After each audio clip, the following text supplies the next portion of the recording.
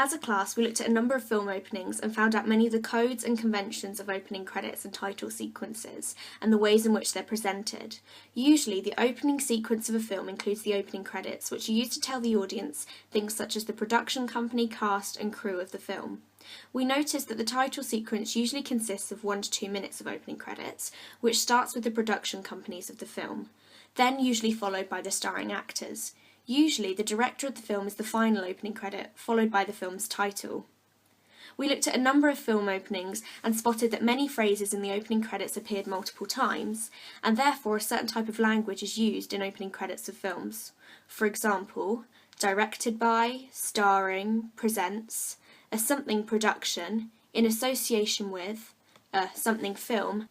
However, for most of the crew, most films simply stated the role and with the name after. For example, costume designer, producer, and music supervisor.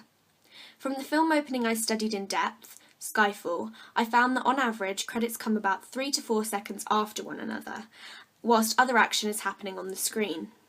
Looking specifically at film titles and the way in which they're presented, we found that usually the font size and colour of the text mirrors the mood and genre of the film. For example, the title of Skyfall is shown at the end of a long sequence in which James Bond has just been shot. The title therefore is patchy and seems to have pieces missing, which could represent the state of the film's main character. The title is also in white, contrasting to the blue sea background, making it easier to read than it would be if it were in any other colour. The title of the sci-fi film, The Host, is shown in silver to match the sci-fi and futuristic genre of the film.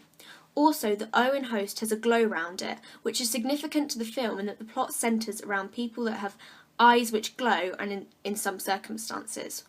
Also, the font is very clean and simple, making it easy to read and again fitting this with the sci-fi genre. The title of Harry Potter and the Deathly Hallows is very dark and mysterious looking, with jagged edges to show the magical and dark feel to the film.